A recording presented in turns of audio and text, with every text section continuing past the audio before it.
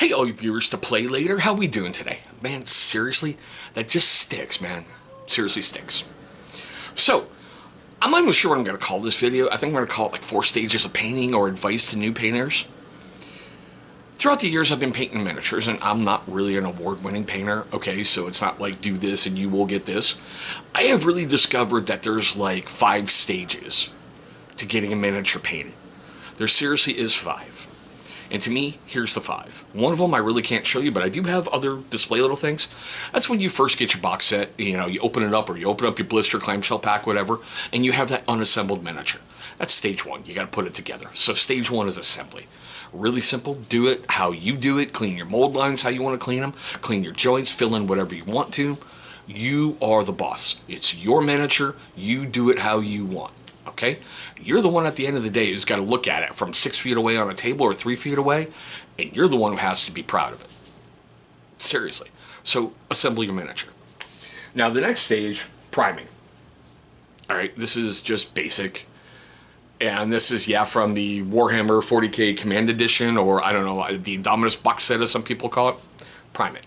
Choose whatever color you like. I love white. I really do. It makes some things stand out, makes some things pop. It shows me my mistakes a little easier. I know a lot of people love black or gray.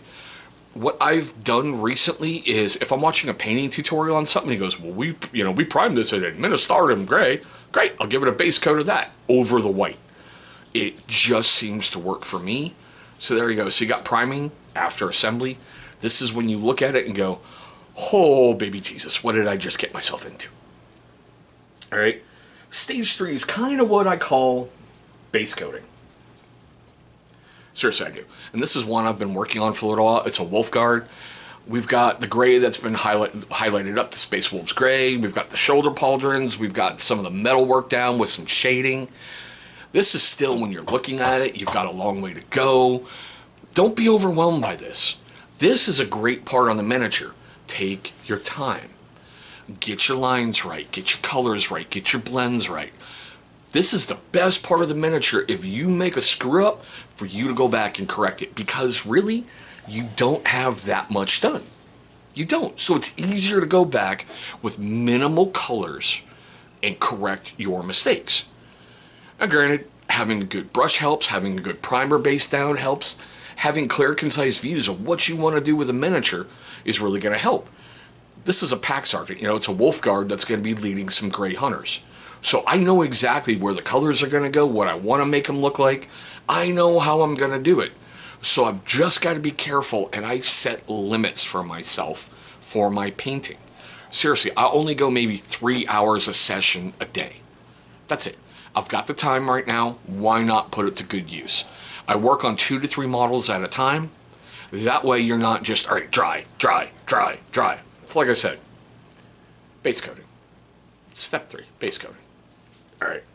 Now, after you've gone through base coating, you've gone through a bunch of stuff, you're going to get up to stage 4. I call this slow the fuck down. I seriously do. So here's a miniature. He is almost complete. You've got a lot of shades done. You've got a little bit more correction work you got to do. You've got big areas done. You're looking at it and you're going, oh my God, I'm going to power through. It's going to be done. No. Slow down. Put the time and effort into it. There's a lot of people who are going to tell you, well, if it's a rank and file miniature, just don't care. Slap the paint on and keep going. No. Okay? No. Because it's your force. Have pride in your work. Have that ability to sit there and go, you know what? I want this 80th trooper out of whatever regiment to be this way. And yes, this is Space Wolf Priest Ulrich the Slayer. There's a little bit more work I'd like to do in certain areas on here, but I'm really happy with him at this point. Seriously, I am. I love the sculpt. I love what's happened with him. It's been a joy to paint. So slow down. Seriously, slow down, step back, take a moment or two, get a beverage of your choice. I don't recommend anything adult because too many adult beverages in painting, doesn't work out well. Trust me, doesn't work out well. What your drunken mind looks at on your miniature going, God, this is a golden demon winner. You wake up the next morning looking like the cat hawks something on your floor. Slow down. And then the last stage I like to call it's all done. But even then, you're going to see problems. Like with this guy. Number one, here we go. I totally forgot about the little jewel on his knee pad. I used Army Painter Sealer that's supposed to be a matte color. It looks really, really glossy to me, okay? But you get that finished model, and you can step back and you can look at it and go, yes, I like it. That is great.